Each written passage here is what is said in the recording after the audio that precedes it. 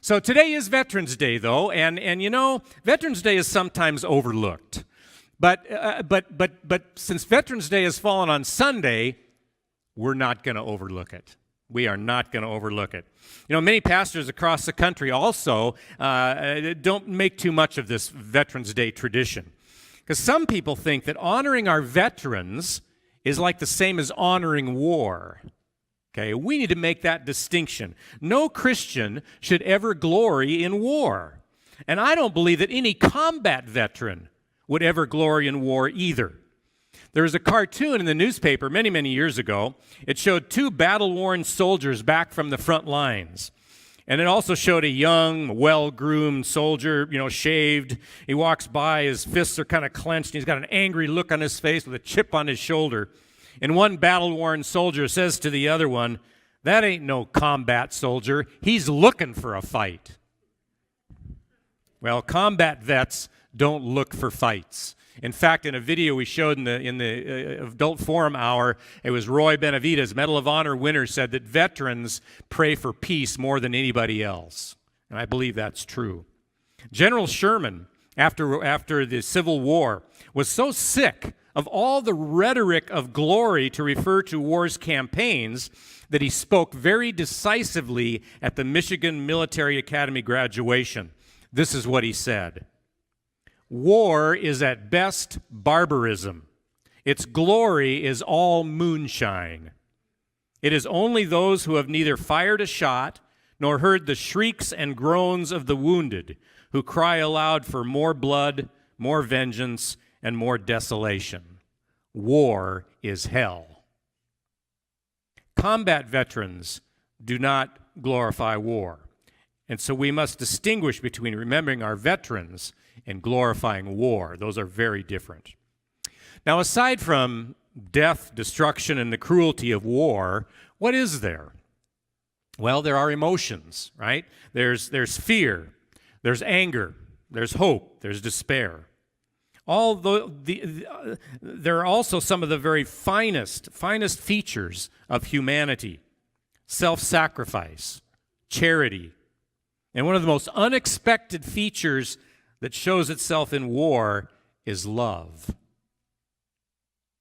Soldiers don't exclusively fight for their country or the American way. In the trenches, the mud, the water, the beaches, the deserts, they fight for their buddies. They fight for one another. William Manchester, World War II Marine sergeant, was wounded in Okinawa, and he was shipped off to a field hospital. He learned that his unit was scheduled for an amphibious assault behind enemy lines. He went AWOL from the hospital and joined his buddies while he was still seriously wounded. Later, his superiors asked him to explain why he left the safety of the hospital. And he said he just couldn't stand the thought of his buddies risking their lives and he not being there to help them. He did it for love. John 15:13 says, "Greater love has no one than this, than one lay down his life for his friends." Sometimes you even see love for the enemy in a time of war. Ernest Gordon was a POW in a Japanese camp. He was being transported while he was a captive, and they stopped in Burma. A train of Japanese wounded pulled up alongside. And here's what he writes: "They were in a shocking state. I've never seen men filthier. Uniforms were encrusted with blood, mud, and excrement. Their wounds crawled with maggots. The wounded looked at us forlornly as they sat waiting for death. They had been discarded as expendable, the refuse of war. These were our enemy. Without a word, most of the officers in my section unbuckled their packs, took out part of their rations and a rag or two, and with their water canteens in their hands, they went over to the Japanese train. Our guards tried to prevent us, but we ignored them. And we knelt down by the enemy to give water and food, to clean and bind their wounds. Grateful cries of arigato, thank you, followed us when we left. I regarded my comrades with wonder. 18 months ago, they would have readily destroyed the Japanese. And now these same officers were dressing the enemy's wounds. We had experienced a moment of grace there in the blood-stained railway cars. God had broken through the barriers of our prejudice and given us the will to obey his command, to love. You know, sometimes a soldier risks his or her life even when he or she is not trying to save someone. That's what we read about in 2 Samuel 23, which we read as our first lesson.